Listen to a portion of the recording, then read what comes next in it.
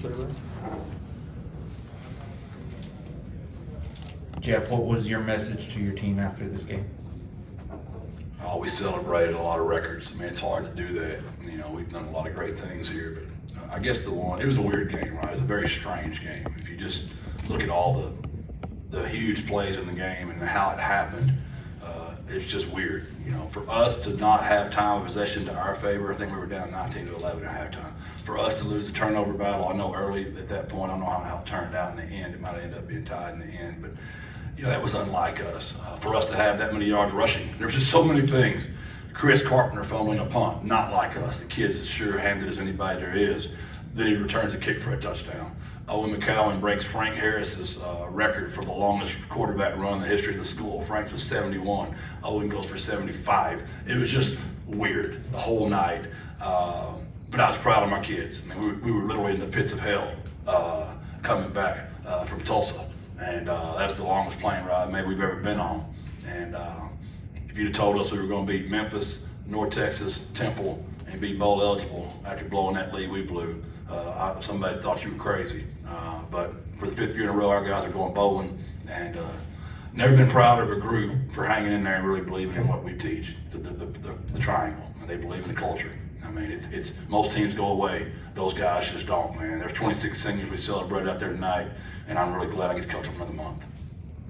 Jeff, you're wearing the bowl shirt. Just did you think you could reach this milestone considering how rough the season started for your group? You know, I really don't. I try my best, JJ, to not look at things that way.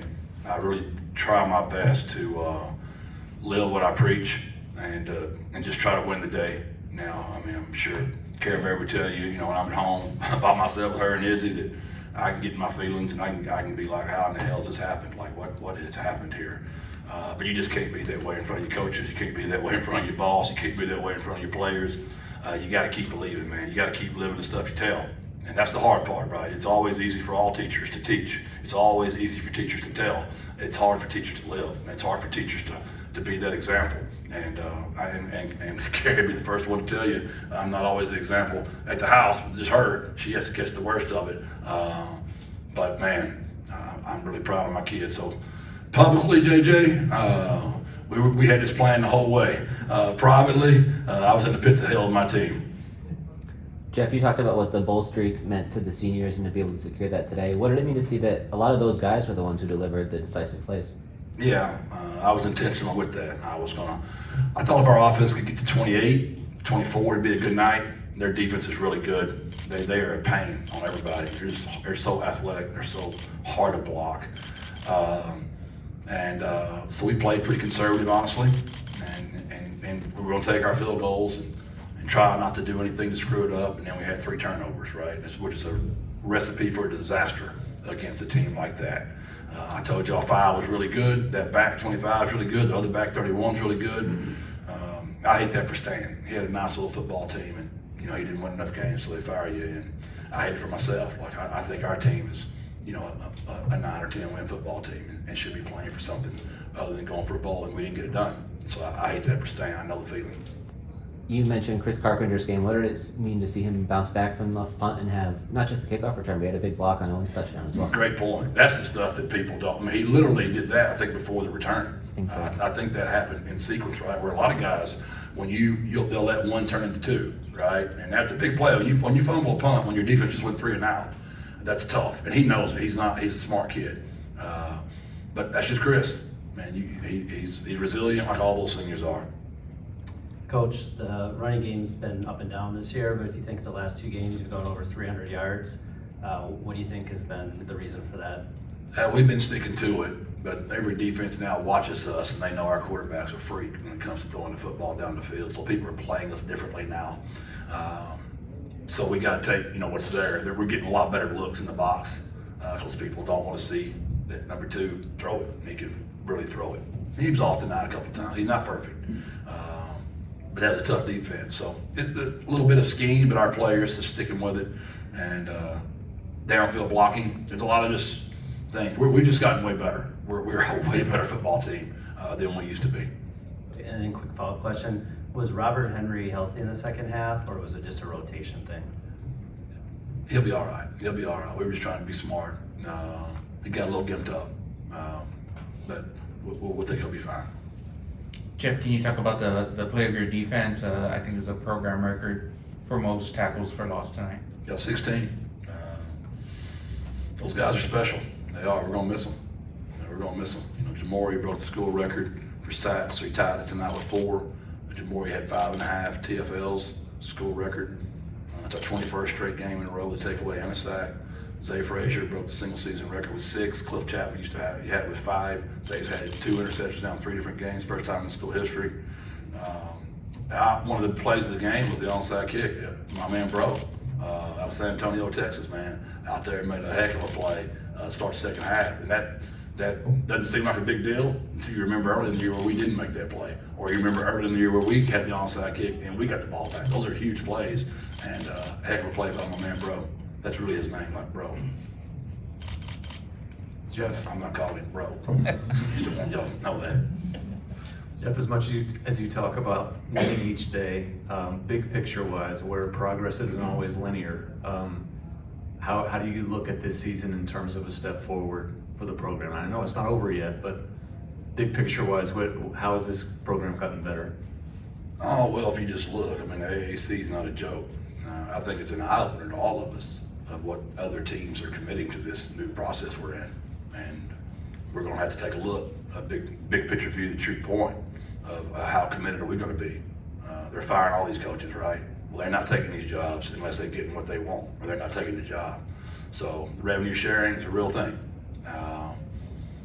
Cost of attendance is a real thing. Austin money is a real thing. We got to be in there. And it's one of those kind of moments. Like if she had to call me in and fire me, like the rest of this league's getting fired right now, you know, there's gonna be some real decisions y'all have to make on who y'all bring in here and what the next guy's gonna want, or you're not gonna be successful. And this league is tough. It's a real league. So we'll have to make some decisions because moving forward, this stuff, it's real. There's a lot of pressure right now. And these next few months, or, you know, when the settlement's done, July 25, that's gonna be a big time for all of us.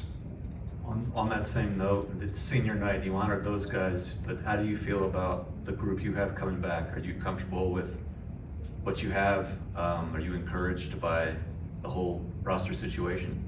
Well, offensively, you've got as good a young talent as there is in the country out there. You got to keep them all, right? Are we going to be a farm system and just develop them and let them go? Or are we going to keep them here in San Antonio, right? Defensively, we've got some players that we're losing that have been unbelievable for us. We got some really good young ones you saw out there tonight making some good football plays. But we've got to address obviously a couple positions because we were so senior heavy on defense. Whenever you lose 10 starters on defensive 11, you've got to get that fixed, right? Offensively, we're really not that far away right now, but that's why we struggled early in the year, because we were young. You know what I mean? So it's just kind of what it is. We've got a really good kicker that's got a lot of eligibility left, and we had some really great players get hurt that are young that'll get to come back that you haven't even seen yet. They're kind of stocked away, which hurt us early in the year. So no roster anymore is like that. Like in the old days, you developed talent, you knew you were going to have it back. It's all a one-year deal now. It's a one-semester deal, honestly. So when this semester's up, you got to go try to keep your team, and wherever you lose people, you'll get some more guys. So it's just not like it used to be. But if we can keep everybody, which I think we're going to try our hardest to, sophomore quarterback, I mean, young running backs, young receivers, O-line all coming back. We're losing CJ at center, and you're losing Willie and Chris, you know, and Robert is coming on at running back, but we got a bunch of young, good running backs. So that quarterback's the key, obviously, because, you know, whenever you have a great quarterback, you got a chance, and all those guys are going to play for him. We've got to address our defense of the losses we've taken. But I still feel good about our young talent over there. Jeff, you said the senior class would hold a special place with you because they just didn't tap out at any point during the season. What were the emotions like going through the line before the game and getting to greet with all those guys? Oh, I'm the worst. I mean, I'm the worst. Hell, I was crying coming down the elevator today for the team meeting. I mean, I cried thinking about my speech in my room. I mean, I'm just a big salt. The older I get, the worse I get. It's just terrible. And those kids they catch it the wrong moment. And they tell you the most special things, you know, and it just crushes you, man. It just crushes you. But we do it right here, and it makes me feel good. The culture pillar this week was trust the process. I've been with these guys 5 years, and they trust me, right? And I trust them. I know they do some silly things, and they drive me insane with their penalties, man, insane. But I trust them. I do. And it was a special 5 years for those guys and me. And it was tough, just going through the stretch line. I mean, that's hard, man. I'm gonna miss Ligon. I'm gonna miss Brandon Brown. I'm gonna miss French. I'm gonna miss Jamore. It's a pain in the butt they are. I'm gonna miss Danye. I mean, I love those kids, man. And my number doesn't change for that, because I'm gonna stay in touch with them till the day the Lord takes me home. Anything else for Coach? I got a hot wife back there. I'm gonna go celebrate. Thank you, Jeff.